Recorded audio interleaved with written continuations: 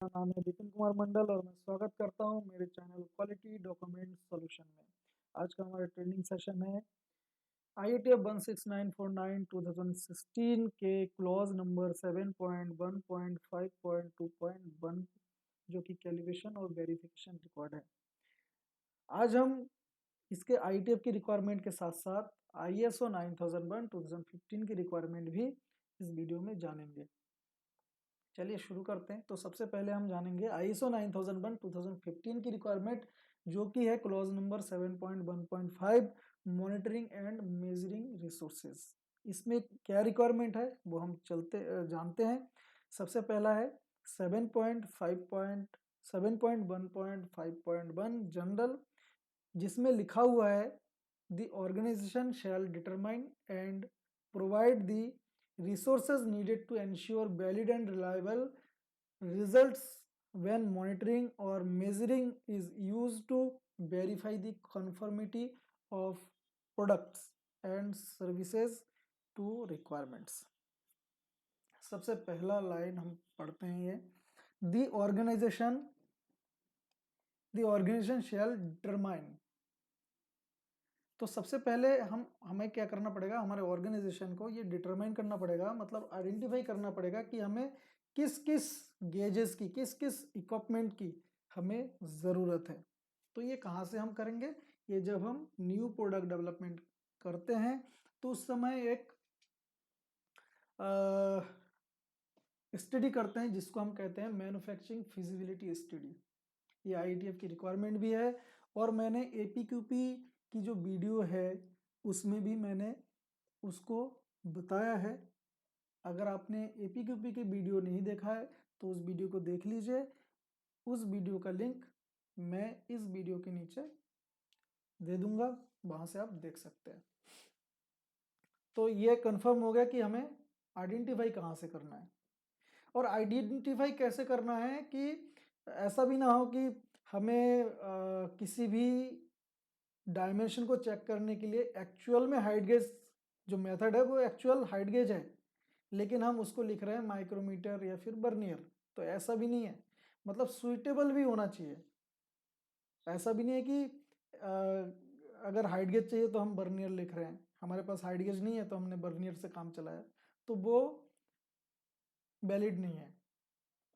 तो हमें जो डायमेंशन, जब हम फिजिबिलिटी स्टडी करेंगे, जितने भी ड्राइंग के अकॉर्डिंग डायमेंशंस होगा उस प्रोडक्ट या उस प्रोसेस में, जितने भी पैरामीटर्स होंगे, उस पैरामीटर्स को, उस डायमेंशन को कैसे आप वेरीफाई करेंगे, उस वेरीफाई की जो मेथड है उस मेथड को आप आइडेंटिफाई करेंगे। मतलब उसकी जो गेजेस है, इक्विपमेंट है, उसको आप आइडेंटिफाई करेंगे और आप फिजिबिलिटी स्टडी में आप उसको मेंशन करेंगे, राइट। तो हमें ये तो पता चल गया कि हम उसको, मतलब जो मेजरिंग रिसोर्सेज है, मॉनिटरिंग एंड मेजरिंग रिसोर्सेज, उसको हम आइडेंटिफाई कहाँ करते हैं।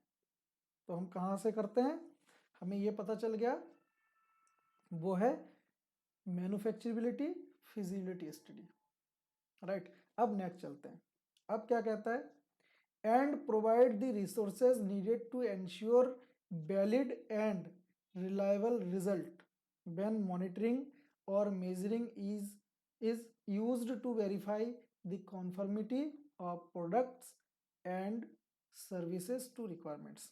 जो हमने गेज यूज किया है, जिस गेज से हमने ऑब्जर्वेशन लिया है किसी प्रोडक्ट का या फिर प्रोसेस का, है ना, वो ऑब्जर्वेशन, उस गेज का जो ऑब्जर्वेशन है वो वैलिड एंड रिलायबल होना चाहिए।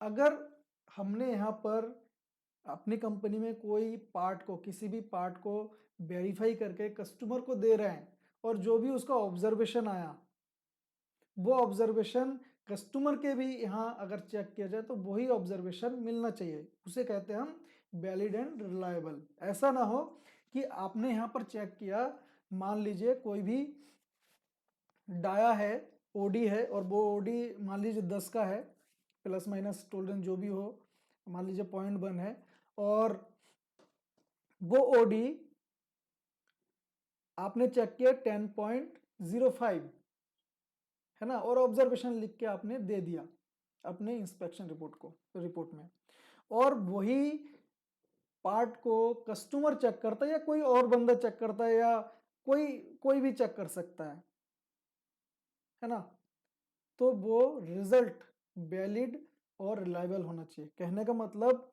10.02 ही होना चाहिए, जो मैंने पहले बताया था। जो ऑब्जर्वेशन आपने लिया है वही ऑब्जर्वेशन कस्टमर के यहाँ पर भी आना चाहिए, उसमें मिसमैच नहीं होना चाहिए। उसे कहते हैं हम वैलिड एंड रिलायबल। ये समझ गए होंगे क्या होता है वैलिड एंड रिलायबल। कहने का मतलब जो ऑब्जर्वेशन आपने यहाँ पर दिया है वही ऑब्जर्वेशन उसी प्रोडक्ट का दूसरे के यहाँ भी होना चाहिए। तो वो कब होगा?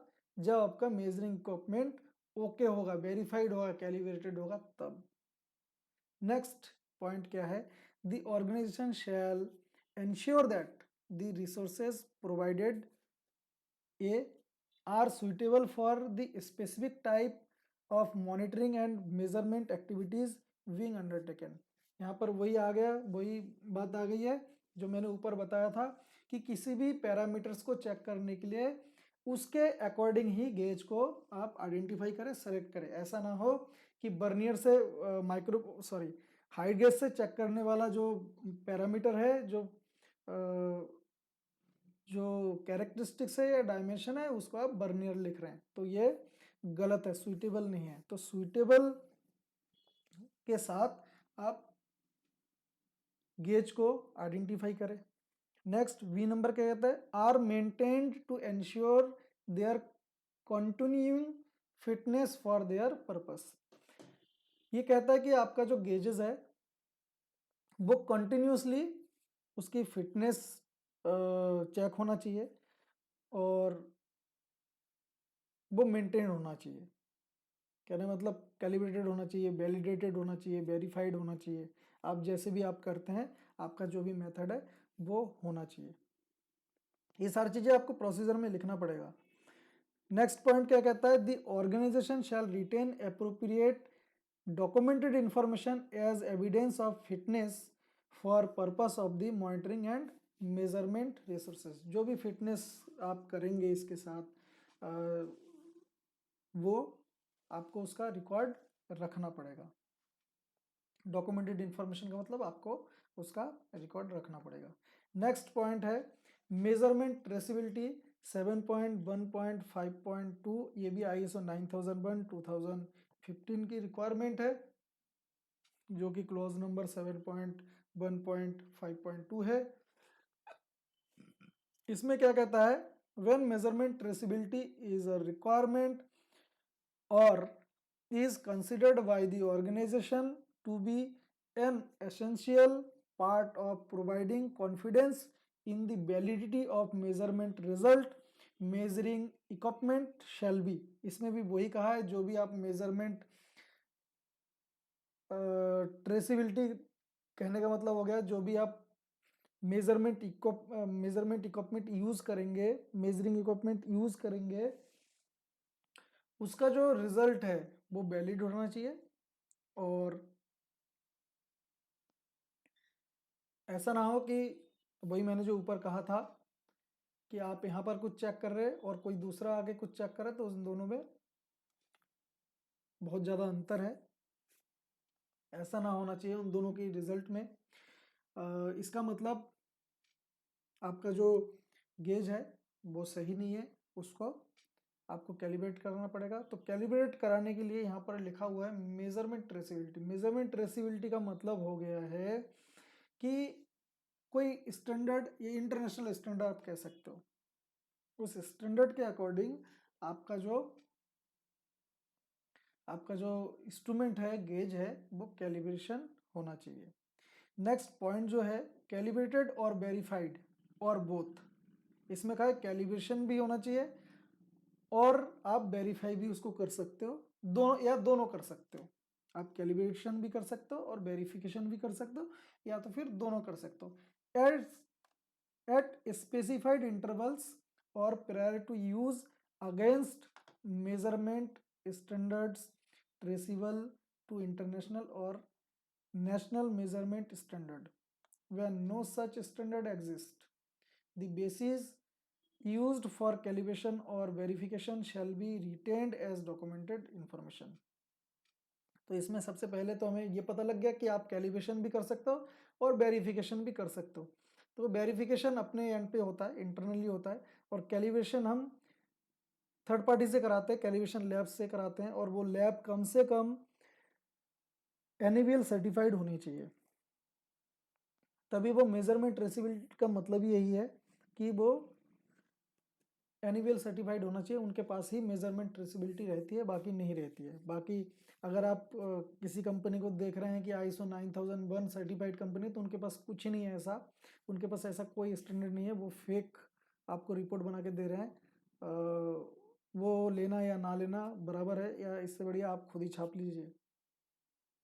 तो ये तो बात पता चल गया कि आपको कैलिब्रेशन जो कराना है वो कहाँ से कराना है, NABL अप्रूव्ड लैब से, मतलब आपके सर्टिफिकेट के ऊपर NABL का लोगो होना चाहिए, राइट। उसके बाद उसके पास ही मेजरमेंट ट्रेसेबिलिटी होगी। तो आपको कैलिब्रेशन लैब को भी आइडेंटिफाई करने से, मतलब अप्रूव करने से पहले उसका सिलेक्शन क्राइटेरिया आपको बनाना पड़ेगा। सप्लायर सिलेक्शन क्राइटेरिया में ही एक प्रोसीजर में ही आपको लिखना पड़ेगा कि कैलिब्रेशन लैब या टेस्टिंग लैब को आप कैसे सिलेक्शन करेंगे। तो उसके लिए सिलेक्शन करने के लिए आप ऑडिट मत करिए, लेकिन कुछ चीज़ें आपको रिक्वायरमेंट है वो आप प्रोसीजर में लिख दीजिए। जैसे उसका स्कोप आप देखेंगे, ट्रेसिबिलिटी रिकॉर्ड्स देखेंगे कि उनके पास जो भी गेज आपके पास है उस गेज का ट्रेसिबिलिटी रिकॉर्ड है कि नहीं उनके पास, या स्टैंडर्ड है कि नहीं चेक करने का। वो आप सारा कुछ वेरीफाई करके ही उसको सिलेक्शन करिए। अगर उनके पास नहीं है तो उनसे वो वाला गेज आप, वो जो इंस्ट्रूमेंट है या गेज है वो कैलिब्रेशन मत कराइए, राइट। अब आगे चलते हैं हम यहाँ पर कैलिब्रेटेड और वेरीफाइड और बोथ। यहाँ पर कहते हैं कि कैलिब्रेशन भी आप करा सकते हो, तो कैलिब्रेशन कहाँ से कराएंगे हम, थर्ड पार्टी लैब से, जो कि NABL सर्टिफाइड होना चाहिए, अप्रूव्ड होना चाहिए। सेकंड कहता है ये वेरीफाइड, तो वेरीफाइड के लिए हम इंटरनल वेरिफिकेशन कर सकते हैं, लेकिन उसके लिए भी हमारे पास मेथड होना चाहिए। जो भी स्टैंडर्ड है उसको हम उसके अकॉर्डिंग हम उसको हम वेरीफाई कर सकते हैं। नेक्स्ट कहते हैं कि बोथ, आप कैलिब्रेशन भी कर सकते हैं और वेरिफिकेशन भी कर सकते हैं, ये दोनों आप कर सकते हैं। तो ये ज़्यादा अच्छा है, आप कैलिब्रेशन भी करिए और वेरिफिकेशन भी आपको करना चाहिए eight specified intervals. Specified intervals का मतलब हो गया कि आपको कैलिब्रेशन जो है वो कुछ इंटरवल्स, मतलब कुछ टाइम के बाद आपको किसी भी गेज का या सभी गेज का आपको कैलिब्रेशन कराना है। मतलब आप ऐसे प्लान बना सकते हैं 6 महीना या 1 साल, राइट। लेकिन इसमें और एक कंडीशन भी है, और प्रायर टू यूज। इसमें यह भी लिखा है कि जो जितना यूज हो रहा है, अब जैसे फाइनल इंस्पेक्शन में आप कह सकते हो कि फाइनल इंस्पेक्शन में आपने एक प्लग गेज दे रखा है या थ्रेड प्लग गेज दे रखा है, तो फाइनल इंस्पेक्शन में तो 100% इंस्पेक्शन होता है, मतलब 100% वो प्लग गेज से यूज़ कर रहा है। तो वो कितना यूज़ कर रहा है आपको वो एक बार वैलिडेट करना पड़ेगा कि आपका जो गेज है वो गेज कितने कंपोनेंट्स को चेक करने के बाद आपका गेज बियर आउट हो जाता है। तो इसका एक बार आपको चेक करना पड़ेगा, वेरीफाई करना, वैलिडेट करना पड़ेगा कि हाँ 5000 पीस चेक करने के बाद मेरा ये जो पार्ट है ये खराब होने लगता है, तब आप कैलिब्रेशन आप करा सकते हैं। तो कैलिब्रेशन की फ्रीक्वेंसी आप उस समय क्या लिखेंगे, 5000 part or 6 month, whatever is later, ऐसे कुछ आप वहां पर उस गेज के लिए लिख सकते हैं, राइट। ये दोनों आपका इंटरवल्स हो गया 6 मंथ और प्रायर टू यूज। फिर लिखा है against measurement standard traceable to international or national measurement standard when no such standard exist the basis used of calibration or verification shall be record। तो आपने जो भी कैलिब्रेशन या वेरिफिकेशन कराया है उसका आपको डॉक्यूमेंटेड इंफॉर्मेशन रखना, मतलब रिकॉर्ड आपको रखना है। इसमें साथ ही साथ अगर हम वेरिफिकेशन की बात करें तो वेरिफिकेशन आप डेली बेसिस पे कर सकते हैं, ये बहुत ज़रूरी है। हमारे ऑर्गेनाइजेशन में अभी क्या हो रहा है, हम 1 साल में कैलिब्रेशन रिकॉर्ड ऑडिट पास कराने के लिए तो कर देते हैं, लेकिन होता क्या है हम उसको वेरीफाई तो करते नहीं है। तो हो सकता है कि मान लीजिए मैंने कैलिब्रेशन आज कराया और आज से 10 दिन या 1 महीने बाद वो जो गेज है वो खराब हो गया, क्योंकि उसका कैलिब्रेशन जो नेक्स्ट फ्रीक्वेंसी है वो 1 साल बाद है, राइट। तो मान लीजिए हमारा 10 महीने में वो गेज खराब हो गया। अब उस गेज से वो 2 महीना पार्ट चेक होगा, खराब गेज है, 2 महीना पार्ट चेक हो गया, उसको हम वेरिफिकेशन तो करते नहीं है। अब जब पार्ट चेक हो गया तो इसका मतलब पार्ट क्या है, पार्ट हो गया सस्पेक्टेड पार्ट, मतलब वो पार्ट ज़्यादातर रिजेक्ट हो जाएगा, वो ओके नहीं होगा। अगर हम उसी गेज से कैलिब्रेशन जिसको हम वेरीफाई नहीं किया और वो बेकार हो गया, बियर आउट हो गया, तो उसी गेज से हमने अगर चेक किया तो इसका मतलब वो जो 2 महीने का जो लॉट है वो रिजेक्ट हो सकता है। ये आगे पढ़ेंगे हम IETF की रिक्वायरमेंट में क्या कहा है, इसमें इसका एक्शन लेना वो क्या कहा है। मैं ये बता रहा हूँ कि डेली भी उसको कैलिब्रेटेड होना चाहिए, डेली या वीकली आपका एक फ्रीक्वेंसी, इंटरनल वेरिफिकेशन फ्रीक्वेंसी भी आपको एक डिसाइड करना पड़ेगा, क्योंकि यहाँ रिक्वायरमेंट है। कैलिब्रेशन तो आप 1 साल, जो लॉजिक है वो मैं बता रहा हूँ, जो एक कैलिब्रेशन है वो 1 साल का है, 1 साल के बीच में आप उसको हाथ भी नहीं लगाते हैं। मुझे पता है, मैंने भी जॉब किया है कंपनी में, 1 साल से पहले हाथ नहीं लगाते। तो हमें क्या करना चाहिए, हमें उसका वेरिफिकेशन का भी एक फ्रीक्वेंसी बनाना चाहिए, वीकली या फिर डेली बेसिस। उसमें क्या होता है, हम एक चेकलिस्ट बनाएंगे, डेली इंस्ट्रूमेंट या गेज वेरिफिकेशन चेकलिस्ट, उसका फ्रीक्वेंसी जो भी हो, आपको मंथली करना है, वीकली करना है या डेली बेसिस में करना है, तो उसमें जो मेथड है वेरिफिकेशन का वो आप ज़रूर लिखिए। आपको एक प्रोसीजर बनाना पड़ेगा, जो भी कैलिब्रेशन या वेरिफिकेशन प्रोसीजर है, कि आप हाइट गेज को कैसे चेक करेंगे, बर्नियर को कैसे चेक करेंगे, थ्रेड प्लग गेज चेक को कैसे चेक करेंगे, या फिर प्लग गेज को कैसे चेक करेंगे। इन सब के लिए आपको एक प्रोसीजर बनाना पड़ेगा वेरिफिकेशन के लिए। कुछ कंपनी क्या करती है, डेली बेसिस में अगर कहते हैं कि अगर वेरिफिकेशन के लिए अगर बात करें तो अगर बर्नियर है तो बर्नियर के लिए स्टैंडर्ड स्लिप गेज का यूज़ करते हैं, राइट। ऐसे ही थ्रेड प्लग गेज के लिए thread ring gauge, calibrated thread ring gauge के यूज़ करते हैं उसको मास्टर बनाकर।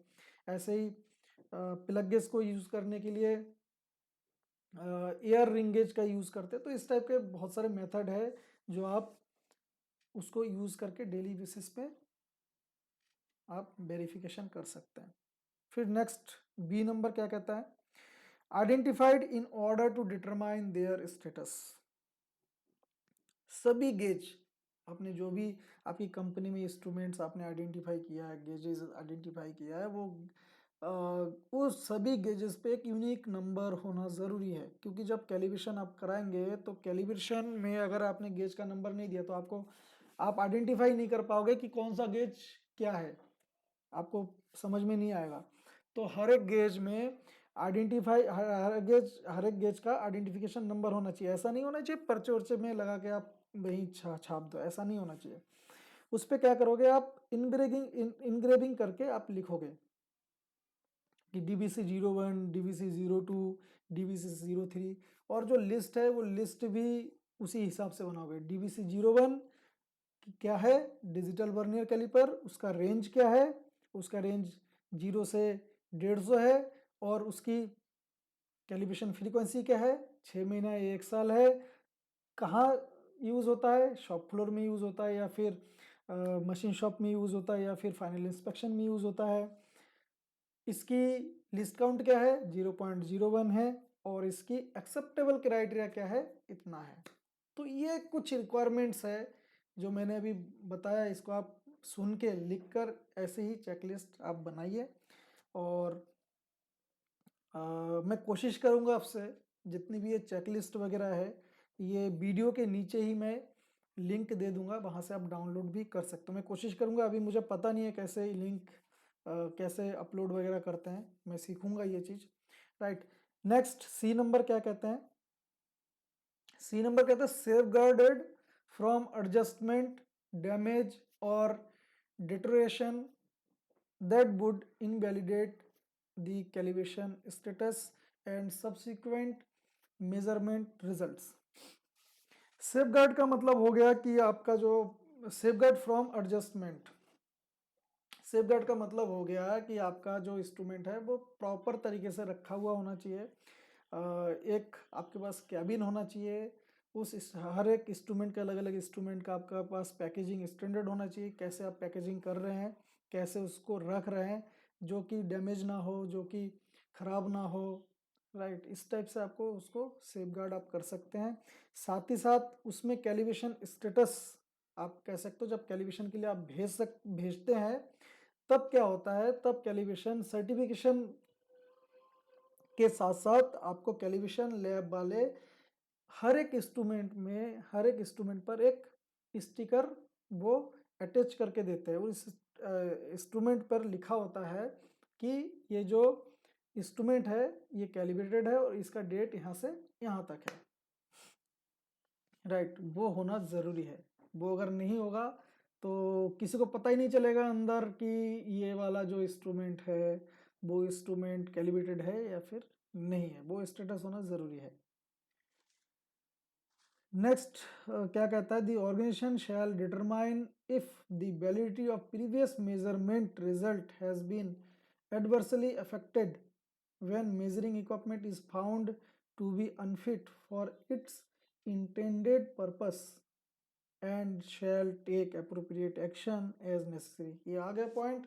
ये कहता है कि अगर आपका जो मेजरमेंट इंस्ट्रूमेंट है वो उसकी वैलिडिटी ख़त्म हो जाती है या फिर वो ख़राब हो जाता है, वो उसमें एरर आ जाता है, तो आपको एक अप्रोप्रिएट एक्शन लेना है। वो एक्शन आपकी कैलिब्रेशन की जो प्रोसीजर होगी उसमें आपको वो लिखना है। आप अगर कभी ख़राब हो जाता है और उससे पार्ट भी चेक कर लेते हैं हम 2 महीने या 1.5 महीने या 2 लॉट है, 3 लॉट, तो आपको क्या है, पहले तो वो क्या एक्शन लोगे, आप क्या करोगे, ठीक है। वो आईईटीएफ में आगे नेक्स्ट आएगा, आईएसओ में नहीं क्लियर दिया हुआ है, लेकिन आपको लिखना पड़ेगा कि आप एक्शन क्या क्या लोगे। पहला एक्शन क्या है, अगर आपका उसी गेज से एरर जिस गेज में है और उस गेज से आपने इंस्पेक्शन किया और वो आपने कस्टमर को भेजा, तो आपको क्या एक्शन लेना पड़ेगा, पहला। दूसरा एक्शन क्या लेना पड़ेगा कि उस गेज के साथ आप क्या करेंगे, क्या वो रिपेयर कराएंगे, क्या वो डैमेज करेंगे या फिर क्या वो स्क्रैप करेंगे, है ना। वो सारी चीज़ें आपको लिखना पड़ेगा। स्क्रैप करेंगे तो स्क्रैप नोट आपको बनाना पड़ेगा, लिस्ट से आपको हटाना पड़ेगा। रिपेयर करेंगे तो रिपेयर की जो फिटनेस रिपोर्ट है या फिर रिपेयर की रिपोर्ट है वो भी आपके पास होना चाहिए।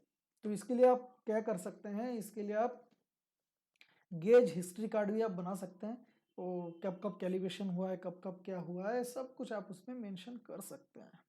नेक्स्ट अब आते हैं आईईटीएफ की रिक्वायरमेंट आ गई है 7.1.5.2.1 कैलिब्रेशन और verification required.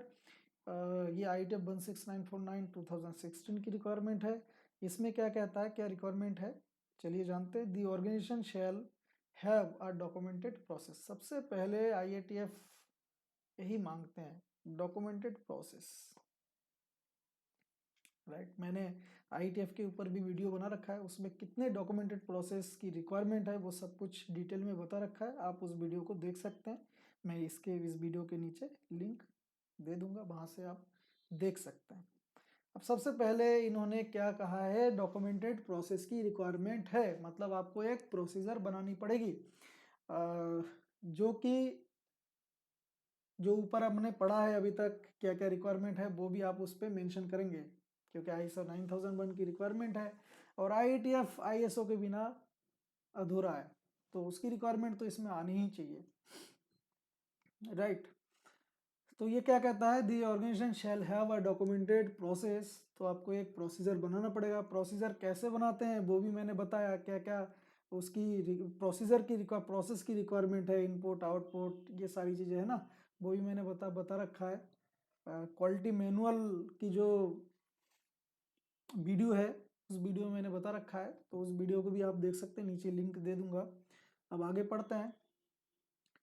For managing calibration और वेरिफिकेशन रिकॉर्ड्स, यहाँ आ गया वही कैलिब्रेशन और वेरिफिकेशन दोनों ही चीज़ आ गई, वही ऊपर वाली चीज़ नीचे आ गई, थोड़ा सा लंबा चौड़ा कर दिया। रिकॉर्ड्स ऑफ द कैलिब्रेशन और verification activity for all gauges and measuring and test equipment including employee owned equipment relevant for measuring, customer owned equipment, on site supplier owned equipment, needed to provide evidence of conformity to internal requirements, legislative and regulatory requirements, and customer defined requirements shall be retained. सबसे पहला ये क्या कहता है कि आपको the organization shall have a documented process for managing calibration और verification record. Verification और कैलिब्रेशन रिकॉर्ड को मैनेज करने के लिए आपको एक प्रोसीजर बनाना पड़ेगा। उसके बाद ये कहता है रिकॉर्ड्स ऑफ द कैलिब्रेशन और verification activity for all gauges. आपको जितने भी मेजरिंग एंड टेस्ट इक्विपमेंट हैं उन सबका कैलिब्रेशन और वेरिफिकेशन रिकॉर्ड आपके पास होना चाहिए। उसमें क्या क्या कहा है, इंक्लूडिंग एम्प्लॉय ओन्ड इक्विपमेंट। कभी कभी क्या होता है एम्प्लॉय के पास भी अपना इक्विपमेंट होता है, कभी कभी जैसे मेरे पास भी एक था, माइक्रोमीटर था, मैं कभी कभी ले जाता था, राइट। तो वो भी कैलिब्रेटेड होना चाहिए। ऐसा नहीं है कि मेरा गेज है तो मैं कराऊंगा नहीं, नहीं मुझे कराना पड़ेगा, मतलब मुझे नहीं कराना पड़ेगा लेकिन हाँ मैं ले जा रहा हूँ, क्योंकि कस्टमर कभी कभी क्या क्या होता है, कस्टमर एंड में जाते तब गेज की ज़रूरत पड़ती है ना, तो वो अपने पास रखते हैं, अपनी गाड़ी में भी रखते हैं, कहीं पर भी मतलब रखते हैं, तो वो भी कैलिब्रेटेड होना चाहिए। कंपनी को उसको भी कैलिब्रेटेड करानी पड़ेगी। फिर नेक्स्ट कहा है कस्टमर ओन्ड इक्विपमेंट, मतलब कस्टमर का भी जो इक्विपमेंट है वो भी on site, supplier owned equipment, supplier की इक्विपमेंट को भी, मतलब जो भी इक्विपमेंट आप यूज कर रहे हो वो कैलिब्रेटेड तो होना चाहिए पहला, चाहे वो खुद का हो, कस्टमर को हो, सप्लायर का हो, या आपने सप्लायर को दिया हो, वो सब कुछ आपको कैलिब्रेटेड करना पड़ेगा। सारी बात खत्म। Needed to provide evidence of conformity, हाँ वही बात आ गई है कि आपको कैलिब्रेशन रिकॉर्ड आपको रखना पड़ेगा। नेक्स्ट आते हैं the organisation shall ensure that calibration और verification activities and record shall including the following details. अब ये पूरा डिटेल्स बताएगा कि कैलिब्रेशन और वेरिफिकेशन एक्टिविटीज कैसे हम करेंगे और रिकॉर्ड्स कैसे, रिकॉर्ड में क्या क्या इंक्लूड होना चाहिए। ए नंबर दिया है revisions following engineering changes that impact measurement system. वही बात आ गई है जब हम एकदम ऊपर रिसोर्स की बात कही थी ना, वहां पर सबसे पहले स्लाइड में हमने कहा था कि आइडेंटिफाई आप कैसे करेंगे, तो किसी भी मेजरमेंट एंड टेस्टिंग इक्विपमेंट को आइडेंटिफाई करने के लिए हम क्या करेंगे, मैन्युफैक्चरेबिलिटी फिजिबिलिटी स्टडी करेंगे। न्यू प्रोडक्ट जब डेवलप करते हैं तभी से हम काम शुरू कर देते हैं ना, सब कुछ आइडेंटिफाई करते हैं, उसके लिए गेज आइडेंटिफाई करते हैं, टूल आइडेंटिफाई करते हैं, मशीन आइडेंटिफाई करते हैं, सप्लायर आइडेंटिफाई करते हैं, वो सब कुछ उसमें आ जाता है। अब ये क्या कहता है, वो तो न्यू प्रोडक्ट के लिए था, ये क्या कहता है revisions following engineering changes that impact measurement system. ये क्या कहता है, अगर वो भी चल रहा है, आपने आइडेंटिफाई कर दिया, बहुत बढ़िया किया है, वो पार्ट चल रहा है साल 2 साल 3 साल, 4 साल बाद एक ईसीएन आ गया। अब ईसीएन आ गया तो आपको फिर वो रिव्यू करने को कहता है, क्या ईसीएन आने के बाद आपके जो मेजरमेंट आपने आइडेंटिफाई किया है उस पर्टिकुलर पार्ट के लिए, क्या वो भी उसमें भी कुछ इम्पैक्ट पड़ा है या नहीं। हो सकता है कि अब आपका जो ईसीएन हुआ है वो ईसीएन में दूसरा गेज मंगवाना पड़े, राइट। तो वो आपको एक बार रिव्यू करना पड़ेगा और आइडेंटिफाई भी करना पड़ेगा, और उसको जो भी पुराने डॉक्यूमेंट्स है उसको आपको देखना पड़ेगा, रिव्यू करना पड़ेगा, मेन काम ये है। सेकंड क्या कहते हैं B number, any out of specification readings as received calibration verification. इसमें क्या करना पड़ेगा, अगर कोई कैलिब्रेशन और वेरिफिकेशन रिकॉर्ड के बाद आपको रिसीव होता है कि वो आउट ऑफ स्पेसिफिकेशन है, तो आप क्या करोगे, तो वो an assessment of the risk and the intended use of the product caused by out of specification condition. तो आपको वहां पर एक असेसमेंट करना पड़ेगा कि कैसे कैसे हुआ है या इससे क्या होगा। तो इसको असेसमेंट करने के लिए आपके पास असेसमेंट करने के लिए क्राइटेरिया भी तो होना चाहिए। उस क्राइटेरिया को क्या कहते हैं, मैंने बताया था कि आपको जब आप लिस्ट कैलिब्रेशन की लिस्ट बनाए इंस्ट्रूमेंट की, तो उसमें आप क्या डालें, आपको लिस्ट काउंट के साथ आपको वहाँ पर एक्सेप्टेंस क्राइटेरिया ज़रूर डालना है, जिससे आप उसकी असेसमेंट कर सके कि हाँ आपका जो आउट ऑफ स्पेसिफिकेशन स्टैंडर्ड के अकॉर्डिंग हुआ है, क्या आपके एक्सेप्टेंस क्राइटेरिया के अकॉर्डिंग वो सही है या नहीं, तो आपको वो असेसमेंट करना पड़ेगा।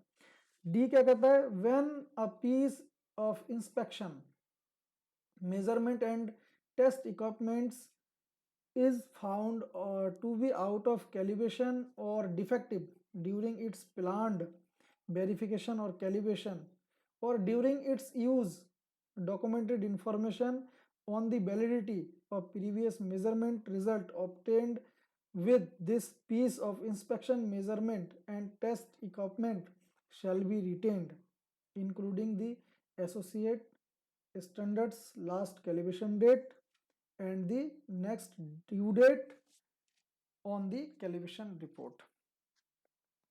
तो आपको सबसे पहले क्या कहता है, पहला लाइन पढ़ता है डी नंबर का, when a piece of inspection measurement and test equipment is found to be out of calibration और defective during its planned verification और कैलिब्रेशन ड्यूरिंग इट्स यूज।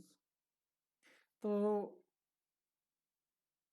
जब हम यूज़ कर रहे हैं किसी भी कैलिब्रेशन, किसी भी मेजरिंग इक्विपमेंट को, और वो आउट ऑफ कैलिब्रेशन हो जाता है या डिफेक्टिव हो जाता है, ठीक है, तब हम क्या करेंगे, उसका डॉक्यूमेंटेड इंफॉर्मेशन, मतलब उसका रिकॉर्ड हमें वैलिडिटी, उसकी वैलिडिटी की रिकॉर्ड हमें रखना पड़ेगा कि हमारा जो प्रीवियस मेजरमेंट रिजल्ट था वो क्या था,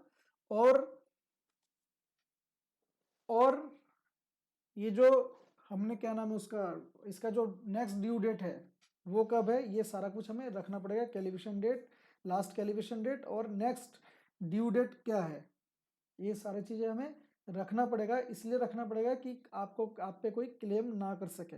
या आप कह सकते हो कि जब नया इंस्ट्रूमेंट आता है यूज़ होके, सॉरी, जब कैलिब्रेशन होके आता है, मैं थोड़ा सा यहाँ समझाता हूँ अच्छी तरह से, तब आप क्या करिए, किसी भी पार्ट को आप इंस्पेक्शन करिए, और इंस्पेक्शन करके जितना भी आता है डायमेंशन या ऑब्जर्वेशन, वो ऑब्जर्वेशन आप कहीं नोट कर लीजिए।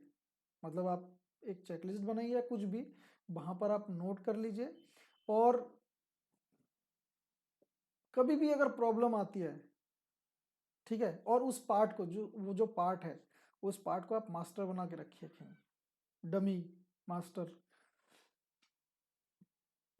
जिससे पता लगे कि हाँ मैंने ये वाला पार्ट चेक किया था और उस समय ये ऑब्जर्वेशन आया था। या इससे बढ़िया आप स्लिप गेज से चेक करिए, स्लिप गेज का मास्टर जो स्लिप गेज है, स्टैंडर्ड स्लिप गेज, उससे चेक करिए, और उससे चेक करने के बाद जो भी ऑब्जर्वेशन है वो अपने चेकलिस्ट में आप लिख लीजिए, जब आप कैलिब्रेशन कराने के बाद जब आपके पास आता है। और जब अभी तक साल बीता नहीं, वही कह रहा है कि नेक्स्ट ड्यू डेट के बीच अगर आपके प्रॉब्लम आ जाती है, डिफेक्टिव हो जाता है, तब का रिकॉर्ड। और बाद में जब भी ये प्रॉब्लम आ जाती है, डिफेक्टिव हो जाता है, तब क्या ऑब्जर्वेशन आ रहा है उसको आप वैलिडेट कर सकते हैं, राइट। तो इसमें आप अपनी कंपनी को, मतलब अपने आप को बचा सकते हैं। तो इसमें हमें लास्ट कैलिब्रेशन डेट और नेक्स्ट ड्यू डेट, ये दोनों आपके रिपोर्ट में ज़रूर होना चाहिए, कैलिब्रेशन रिपोर्ट में ये पता होना चाहिए, वैसे होता ही है ये। नेक्स्ट क्या कहता है, notification to the customer if suspect product or material has been shipped. अगर आपको पता चलता है कि हाँ कैलिब्रेशन है, लेकिन वो जो मेजरमेंट इक्विपमेंट है उसमें एरर आ गया, और उससे हमने 1 लॉट या 2 लॉट या 10 लॉट चेक करके भेज दिया है, तो आपको यहाँ पर कस्टमर को नोटिफिकेशन देना पड़ेगा। ये आपके प्रोसीजर में साफ साफ लिखा होना चाहिए। Statements of conformity to specification after calibration और वेरिफिकेशन, ये आपको स्टेटमेंट्स देना पड़ेगा कि आपका जो, अभी ऊपर बताया मैंने कि जब भी कोई कैलिब्रेशन होके आता है तो उसको आप एक बार वेरीफाई कर लीजिए अपने यहाँ पर। वही वैसे ही ये कैलिब्रेशन रिकॉर्ड की बात कर रहा है कि जो स्टेटमेंट है, सॉरी, जो कैलिब्रेशन और वेरिफिकेशन के बाद जो आपका ऑब्जर्वेशन आता है वो क्या आता है, तो आप उस रिपोर्ट में आप लिख सकते हैं जो आप चेकलिस्ट बनाएंगे। मैंने वो चेकलिस्ट नीचे लगाया है कि कैलिब्रेशन, आफ्टर कैलिब्रेशन हमें जब हम रिसीव करेंगे इंस्ट्रूमेंट को तो हमें क्या क्या चेक करना चाहिए, तो मैंने नीचे लगाया है। G number, verification that the software version used for product और process control is as specified. कभी कभी क्या होता है, हम अपने कंपनी में क्या लगाते हैं, ऑटोमेशन लगाते हैं। ऑटोमेशन का मतलब सॉफ्टवेयर से हम इंस्पेक्शन करते हैं, तो उसको भी आप कैलिब्रेशन कराइए, चाहे वो प्रोसेस का हो, प्रोसेस वेरीफाई करने के लिए हो, या फिर प्रोडक्ट को वेरीफाई करने के लिए हो। तो दोनों को, जिसको भी वेरीफाई करने के लिए हो, कोई भी हम सॉफ्टवेयर यूज़ कर रहे हैं, कोई भी ऑटोमेशन हम यूज़ कर रहे हैं, तो उसको भी हमें कैलिब्रेशन करना पड़ेगा। पैच नंबर कहता है records of the calibration and maintenance activities for all gauging. वही कहा है कि अपना एम्प्लॉय का खुद का गेज हो या फिर कस्टमर का गेज हो या कोई भी गेज हो, उसका रिकॉर्ड आपको रखना पड़ेगा। कौन कौन सा, कैलिब्रेशन और मेंटेनेंस रिकॉर्ड। तो मैंने क्या कहा था अभी ऊपर, मैंने बताया था कि आप कैलिब्रेशन हिस्ट्री कार्ड या गेज हिस्ट्री कार्ड आप बना सकते हो। उसमें आप सारा कुछ डिटेल में लिखिए, उस गेज को आप क्या कैलिब्रेशन किया है, उसका नेक्स्ट प्लान क्या है, ड्यू डेट क्या है, कब मेंटेनेंस हुआ है, कब रिपेयर हुआ है, कब खत्म हो गया, फेंक दिया, स्क्रैप कर दिया, वो सब कुछ आप उसमें आप लिख सकते हैं। नेक्स्ट आई नंबर क्या कहता है, production related software verification.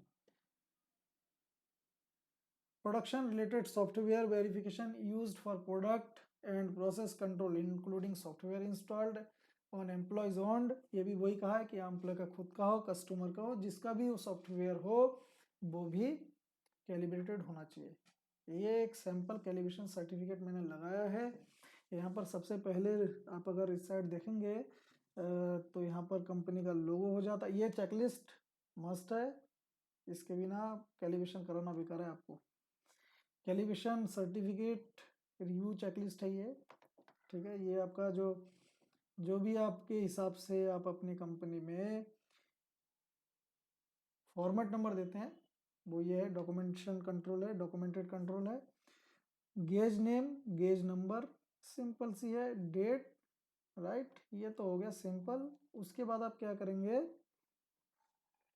First number में check the name and address of the company as mention on calibration certificate. ये टिक लगा हुआ है, टिक सही नहीं है, मतलब यहाँ पर आप प्रॉपर लिखेंगे क्या क्या चीज़ है। ये टिक तो शॉर्टकट है, टिक से मज़ा नहीं आ रहा है, ठीक है। तो सबसे पहले कैलिब्रेशन में आप देखेंगे कंपनी का नाम और एड्रेस, फिर चेक दी एनवीएल लोगो, ये सबसे ज़्यादा ज़रूरी है। एनवीएल लोगो होता ही नहीं है, हमें ऐसे ही बुद्धू बनाकर दे देते हैं कंपनी वाले और हम ले लेते हैं, हमें पता ही नहीं चलता ये एनवीएल है कि नहीं है।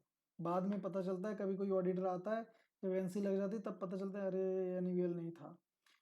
यूनिक आइडेंटिफिकेशन नंबर, ये नया आया है, जैसे कहते हैं यूआरएल नंबर। ये 2019 से एनईबीएल ने ये थोड़ा सा रिवीजन किया सभी सर्टिफिकेटों पे। यूआरएल नंबर देना बहुत ज़रूरी है, जैसे जीएसटी ने काम किया है वैसे ही एनईबीएल ने भी काम किया है कि आप चुरा नहीं सकते कुछ भी।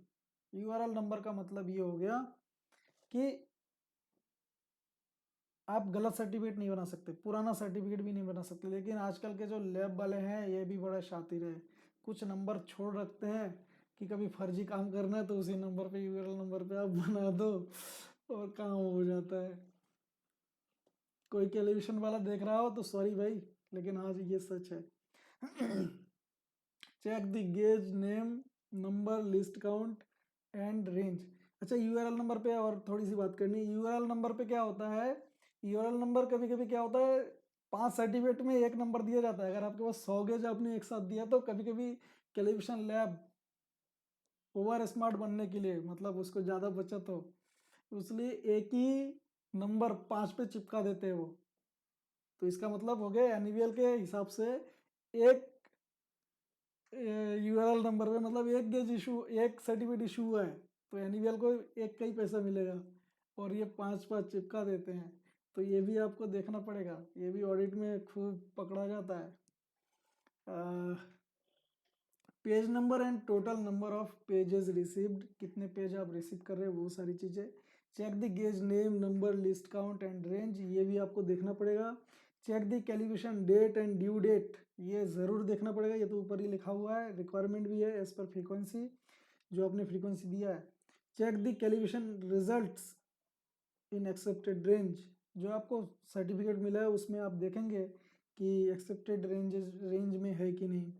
Check the uncertainty of measurement is mentioned and accepted, जो भी अनसर्टिनिटी है वो एक्सेप्टेड है कि नहीं वो भी आप देखेंगे। और अनसर्टिनिटी में मैं एक अलग वीडियो बनाऊंगा, उसमें आपको डिटेल में बताऊंगा कि होता क्या है। आप एक्सेप्टेड रेंज कैसे चेक करेंगे वो आपको देखना पड़ेगा आपका एक्सेप्टेंस क्राइटेरिया पे, ये ज़रूरी है, आपको एक्सेप्टेंस क्राइटेरिया तो आपको बनाना ही पड़ेगा। Check the valid standard reference number, आपके सर्टिफिकेट में स्टैंडर्ड नंबर ज़रूर लिखा होगा। Name, designation and person and authorisation signature, ये भी आप अपने सर्टिफिकेट में देखें, ये लैब वालों का सिग्नेचर ये सब होता है।